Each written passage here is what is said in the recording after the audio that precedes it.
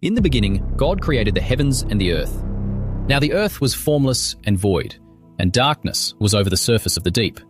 And the Spirit of God was hovering over the surface of the waters.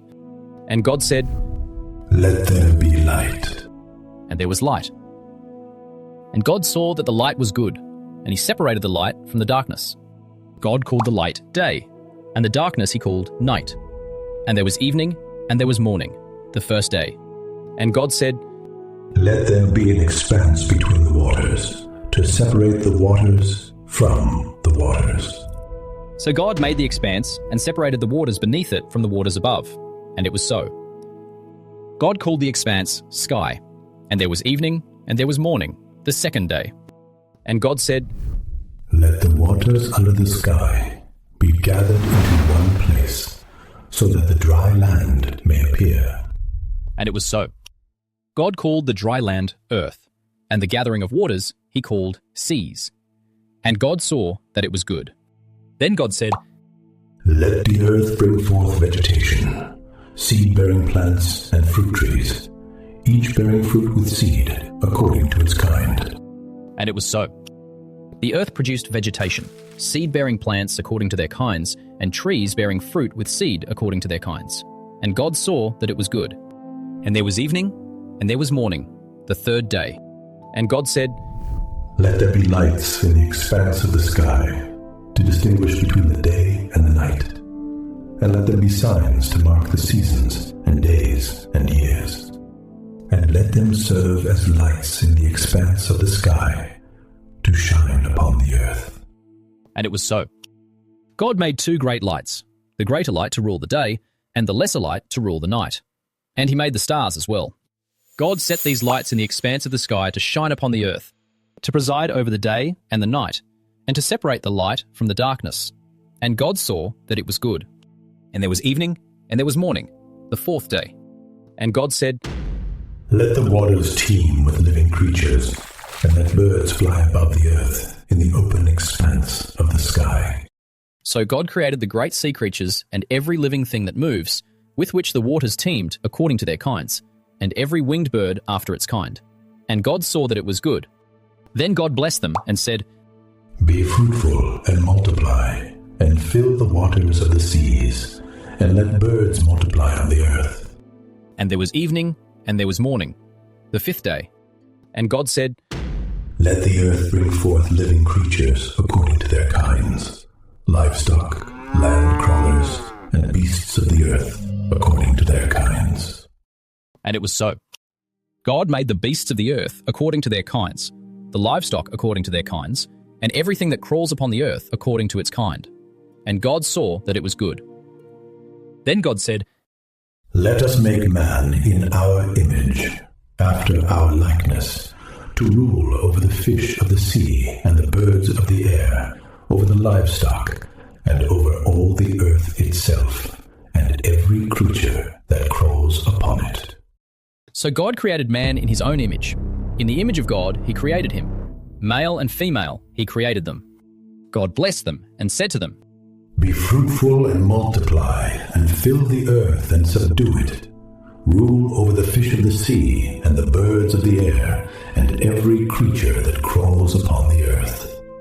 Then God said, "Behold, I have given you every seed-bearing plant on the face of all the earth, and every tree whose fruit contains seed. They will be yours for food. And to every beast of the earth, and every bird of the air, and every creature that crawls upon the earth, everything that has the breath of life in it, I have given every green plant for food." And it was so.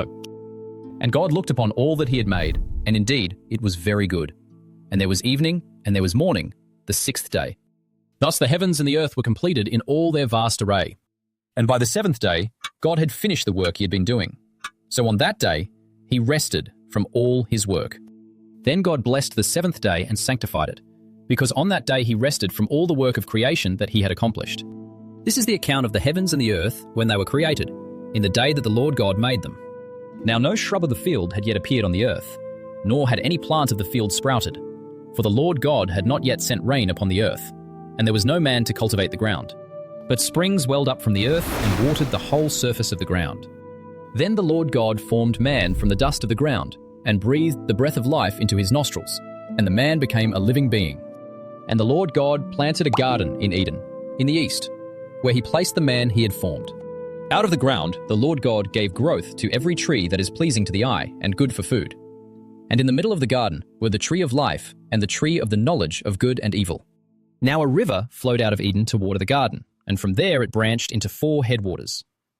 The name of the first river is the Pishon.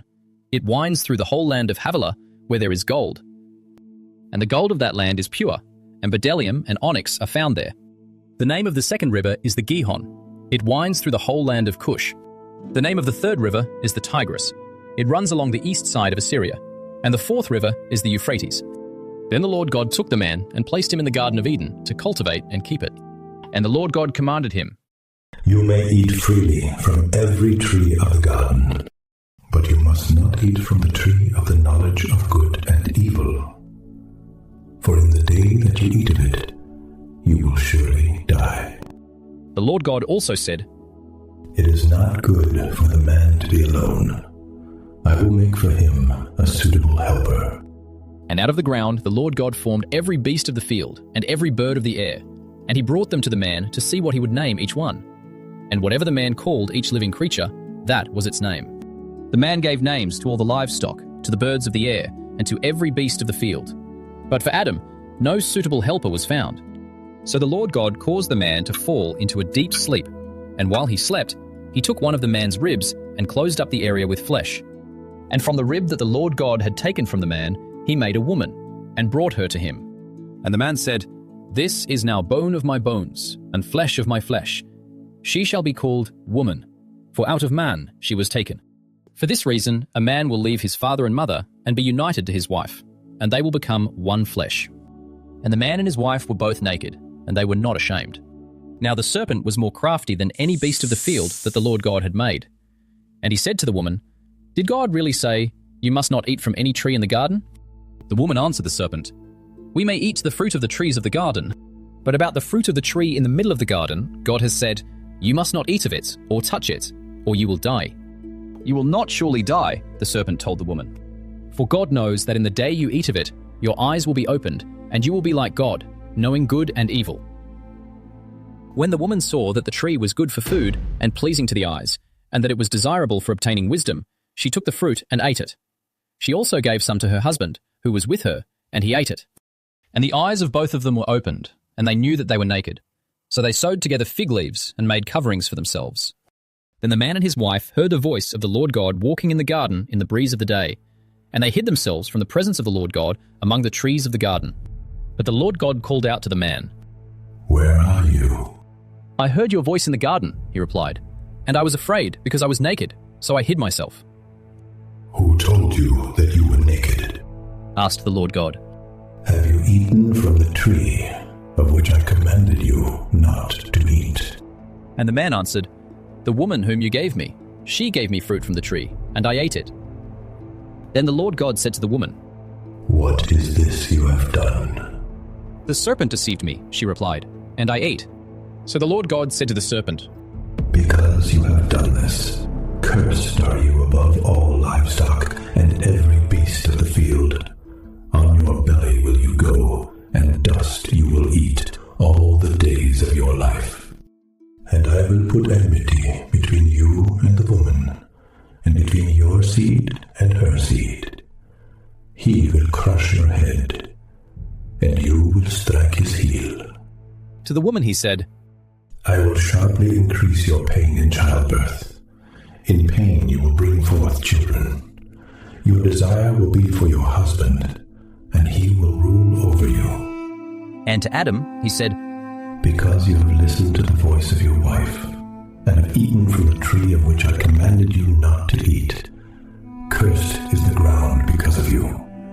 Through toil you will eat of it all the days of your life. Both thorns and thistles it will yield for you, and you will eat the plants of the field. By the sweat of your brow you will eat your bread, until you return to the ground, because out of it were you taken. For dust you are, and to dust you shall return. And Adam named his wife Eve, because she would be the mother of all the living. And the Lord God made garments of skin for Adam and his wife, and he clothed them. Then the Lord God said, Behold, the man has become like one of us, knowing good and evil. And now, lest he reach out his hand and take also from the tree of life, and eat, and live forever. Therefore the Lord God banished him from the Garden of Eden to work the ground from which he had been taken. So he drove out the man and stationed cherubim on the east side of the Garden of Eden, along with a whirling sword of flame to guard the way to the tree of life.